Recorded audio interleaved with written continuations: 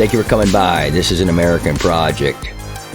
There's been accusations of an improper relationship between Georgia DA and the top prosecutor in Trump's case. It is a defendant that has been accused with Trump that found this out and has filed a complaint against them. A new court filing accuses Fulton County District Attorney Fani Willis of having an improper relationship with her top Trump prosecutor and financially benefited from their alleged relationship. The court papers did not offer any further details, and the district attorney did not publicly deny the claims. The potential bombshell court filing on Monday alleged that Nathan Wade, a special prosecutor, paid for vacations with Miss Willis while using Fulton County funds that his private law firm had received. Mr. Wade has played a significant role in the case against former President Donald Trump and more than a dozen co-defendants. Records obtained by a local media outlet also show that Mr. Wade was paid more than $650,000 in legal fees since January 2022, and that the district attorney is the one who authorizes it. It wasn't President Trump who made the filing. A former Trump attorney, Michael Roman, did so and is now seeking to disqualify Miss Willis, a Democrat, from overseeing the case. Mr. Roman accused Miss Willis of having potentially committed an act to defraud the public of honest services due to what he called an intentional failure to disclose her alleged relationship with Mr. Wade, which she personally benefited from. Accordingly, the district attorney and the special prosecutor have violated laws regulating the use of public monies, suffer from irreparable conflicts of interest, and have violated their oaths of office under a Georgia Rules of Professional Conduct and should be disqualified from prosecuting this matter, the filing stated. In multiple comments to media outlets, a spokesperson for Miss Willis said that she will respond through appropriate court filings. No other comment was given. The Epoch Times contacted the district attorney's office and Mr. Wade's law firm for comment on Tuesday. Mr. Roman's court paper cited discussions with individuals with knowledge about Miss Willis and the special prosecutor, but provided few details other than that they were romantically involved. Before Mr. Wade was brought by her onto the case against President Trump and the others, including Mr. Roman. It also accuses the district attorney of bringing him on as a special counsel without obtaining proper government authorization. Sources close to both the special prosecutor and the district attorney have confirmed they had an ongoing personal relationship during the pendency of the special prosecutor's divorce proceedings. The filing added, noting that Mr. Wade allegedly had a lack of relevant experience, although he was paid hundreds of thousands of dollars by the county. Willis has benefited substantially and directly and continues to benefit from this litigation because Wade is being paid hundreds of thousands of dollars to prosecute this case on her behalf, the filing added. In turn, Wade is taking Willis on and paying for vacations across the world with money he is being paid by the Fulton County taxpayers and authorized solely by Willis. The filing alleges the check sent to Mr. Wade from Fulton County and vacations that he purchased with Miss Willis might be honest services fraud, which is a federal crime. It further said that the two could be prosecuted under a federal racketeering statute. In response, the 45th president wrote on True Social that the new filing shows that all charges against him and others should be immediately dropped, and with apologies from the district attorney. Mr. Roman, President Trump, former New York City Mayor Rudy Giuliani, and others pleaded not guilty in August to charges in a racketeering indictment in alleged efforts to overturn the 2020 election results in Georgia.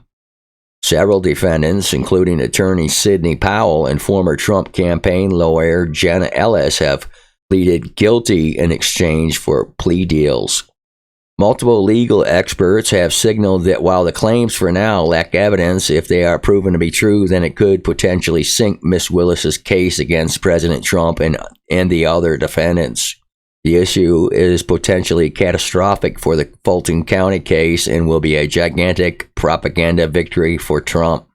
Clark D. Cunningham, a law and ethics professor of Georgia State University, told the New York Times that he was skeptical of the court filing, saying that there was no evidence of a relationship between Miss Willis and Mr. Wade, although neither have publicly denied it.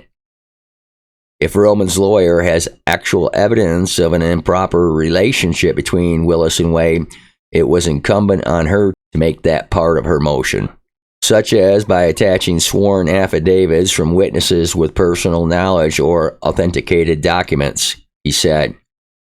Stephen Gillers, a professor emeritus at New York University Law School, said that if the claims against Miss Willis are true, her office won't be able to provide independent professional judgment in the Trump case, reported the Atlanta Journal-Constitution.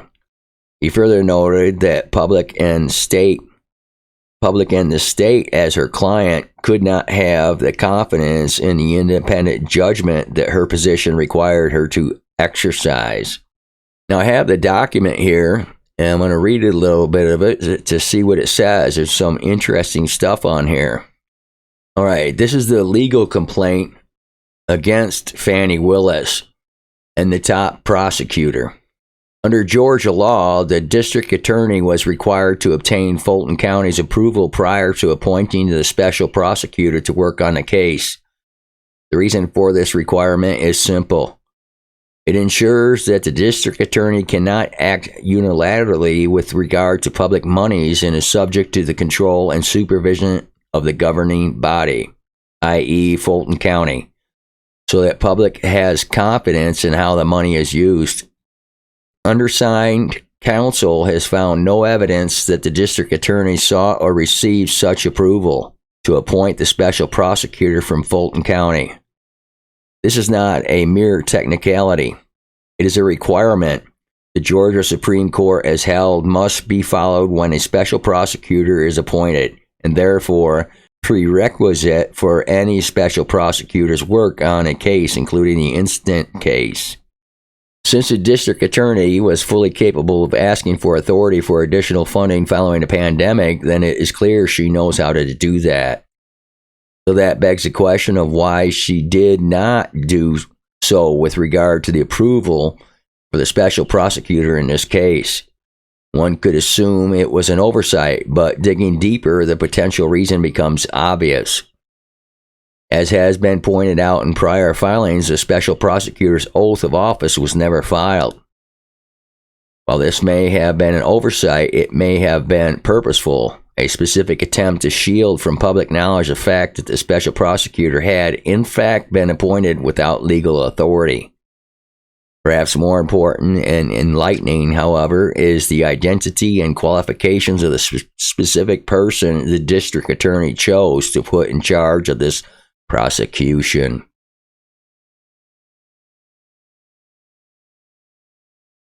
The district attorney chose to appoint her romantic partner, who at all times relevant to this prosecution has been a married man.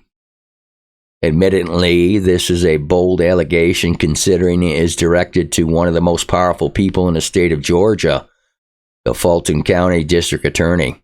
Nevertheless, the district attorney's fame and power do not change the fact that she decided to appoint as the special prosecutor a person with whom she had a personal relationship and who is now leading the day-to-day prosecution of this case. Even assuming this type of nepotism might be forgiven in the abstract, a review of the amount of money that the special prosecutor has been paid by the district attorney and the personal activities of the district attorney and the special prosecutor during the pendency of this prosecution shed light on just how self-serving this arrangement has been. The court may well be wondering, and for good reason, how do you know this? And why does it matter? How do we know this? Open records requests to Fulton County reveal the district attorney did not obtain county approval to appoint the special prosecutor. Why would the district attorney not obtain this approval prior to appointing the special prosecutor? The special prosecutor has admitted his oath was not filed prior to his work on this case. Why would the special prosecutor not just file the oath? A simple administrative task for a lawyer. The special prosecutor is seeking a divorce in Cobb County and sought successfully to seal those records, hiding them from public view. Why would a private citizen such as the special prosecutor shield filings related to his income and spending from public view? While the filings in the divorce case are sealed by the court order, the legality of which is open to question, information obtained outside of court filings indicates that the district attorney and special prosecutor have traveled personally together to such places as Napa Valley, Florida, and the Caribbean. And the special prosecutor has purchased tickets for both of them to travel on both the Norwegian and Royal Caribbean cruise lines. Traveling together to such places as Washington, D.C. or New York City might make sense for work purposes in light of other pending litigation, but what work purpose could only be served by travel to this traditional vacation destinations? The district attorney and the special prosecutor have been seen in private together in and about the Atlanta area and believed to have cohabited in some form or fashion at a location owned by neither of them. Sources close to both the special prosecutor and district attorney have confirmed they had an ongoing personal relationship during the pendency of the special prosecutor's divorce proceedings. According to these sources, the personal relationship between the district attorney and the special prosecutor began before this prosecution was initiated and before the district attorney appointed the special prosecutor. Undersigned counsel knows the special prosecutor and has researched his litigation experience. That research reveals that the special prosecutor has never tried a felony RICO case. The state of Georgia and the city of Atlanta has several lawyers who specialize in the prosecuting and defending RICO cases. Despite having access to these resources, why would the district attorney instead appoint someone who has never tried a felony RICO case, particularly in a case with such national significance as this one? The special prosecutor, based on his lack of experience in this type of felony, would not be qualified under Fulton County standards to be appointed to represent any defendant in this case, given the complexity of the charges. If the special prosecutor is not qualified to defend this case under Fulton County standards, then how is he qualified to prosecute the case? Is that why the district attorney did not seek approval for his appointment? If so, why did she seek to appoint an unqualified lawyer without approval to preside over this prosecution? Since being appointed as special prosecutor, the special prosecutor has been paid an estimated almost $1 million in legal fees. Of course, additional fees would be expected when private counsel is hired, but that would assume they are not in a relationship with the district attorney and they were qualified to do the work they were hired to do. The special prosecutor's fees have been lucrative in comparison by any reasonable measure. The district attorney's yearly salary, including state and county supplements, is $198,266.66, and a total annual budget for the Fulton County District Attorney's Office for fiscal year 2022 was $31,541,968. The district attorney lobbied for additional money from Fulton County to hire lawyers and staff to clear the backlog after COVID. Why didn't she use that money to hire qualified in-house staff to try this case? Why did she instead use that money to retain the special prosecutor? Why is this important? The district attorney's failure to obtain the required approval to appoint the special prosecutor prior to him obtaining indictments against Mr. Roman renders the special prosecutor's service in that role a nullity and without effect under Georgia law. So the indictments he assisted in securing suffer from a structural and irreparable defect and must be dismissed.